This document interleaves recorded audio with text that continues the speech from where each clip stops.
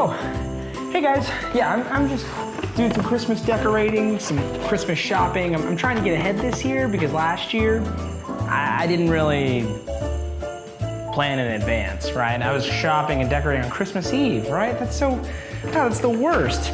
So I've just made this list, make sure I'm doing everything correctly, making sure I'm shopping for all the right people, and actually all of these gifts are gonna help us tell our story today. So I'm really excited about that. Last week I asked you about this year. I asked you how it was going. Most of you told me on a scale from 1 to 10, it was like a -10. And I didn't even let you choose that.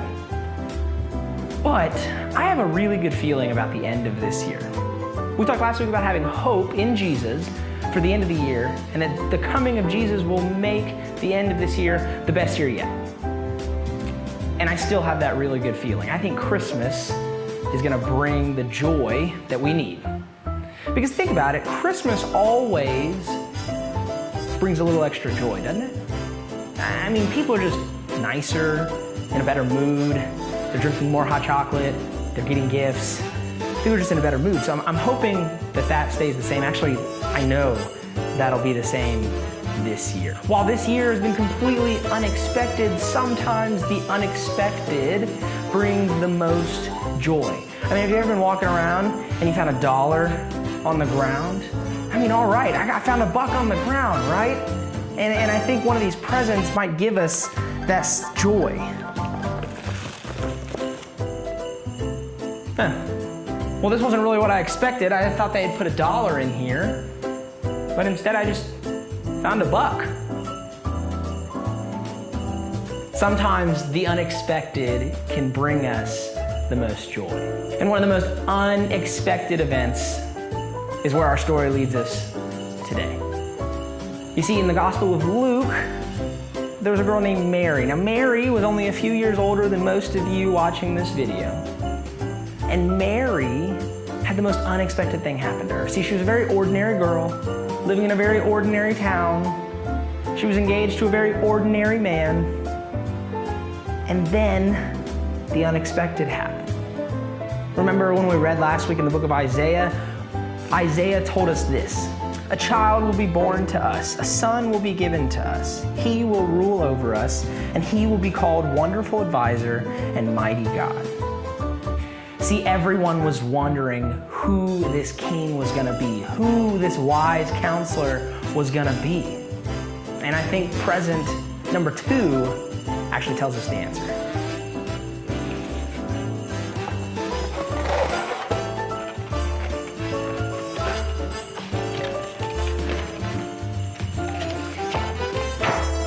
Nothing! Nobody knew. They had no idea. That present was empty. They had no idea who this guy was gonna be. It was gonna be completely unexpected. See, Mary was probably amongst the people who thought about this. When was this Savior going to come? But it probably didn't take up too much of her headspace because she was pretty preoccupied with something else. Or should I say, someone else. See, Mary was engaged to be married to a man named Joseph.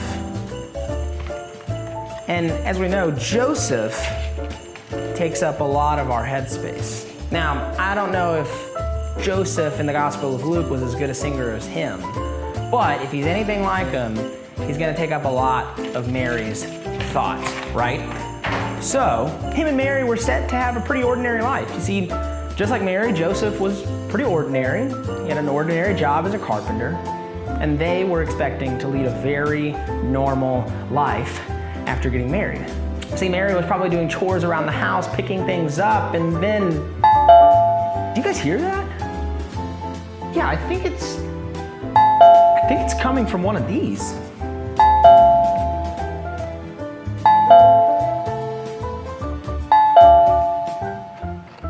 Oh yeah, no, it is coming from this box. Let's see.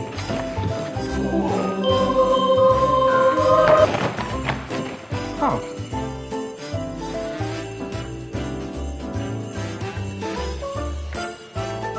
Oh God, shut it! Oh, it's so loud! Oh, man, that is one, yeah, no, it was an angel that came and visited Mary. And an angel came and gave her the most unexpected unexpected news.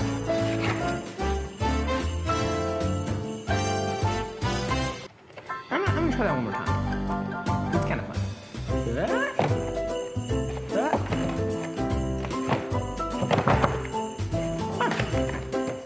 That's gonna be useful. I'm gonna keep that one over here.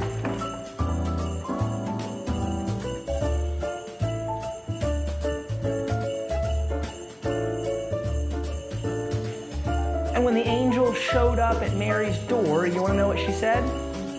She said this.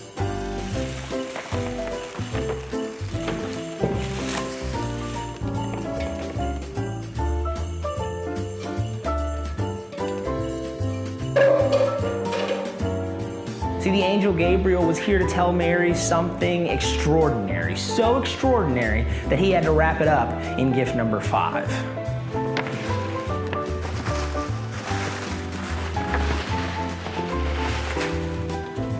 A baby. The angel Gabriel came to Mary and said, Mary, you are going to have a baby, the Son of God, not just any baby, the baby who has been promised for hundreds of years now. You remember what we said about Isaiah? Well, Mary was starting to put 2 and 2 together. Could she really be the one who was going to carry the Savior, the coming King that Isaiah and all the Old Testament prophets have been talking about? Now, after dropping the dishes so many times, she finally said something, and she started questioning the angel Gabriel. How can I have a baby? Why me? And the angel Gabriel told her about her cousin, Elizabeth. Now, there's something you need to know about Elizabeth, and it's in gift number 6.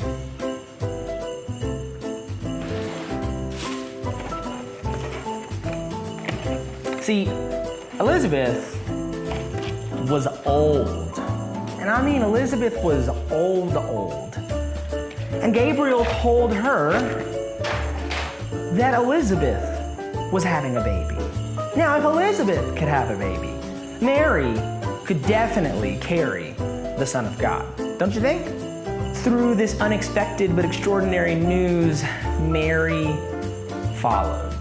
She didn't understand, but she knew God loved her, and she knew that God had a good plan for her life, not a bad plan. And God's got a good plan for you too, not a bad plan. Part of that plan is to have a close relationship with Jesus where that joy that we've been searching for can be found. So here's our key question of the week. What are your plans for Christmas? Not what you plan to unwrap, but how do you plan to celebrate? Now, what would you do if those plans got completely turned around, canceled? Would you complain and pout and mope? Or would you say what Mary said? I serve the Lord. May it happen to me just as you said it would. I hope you choose to say that this Christmas. We'll see you guys next time.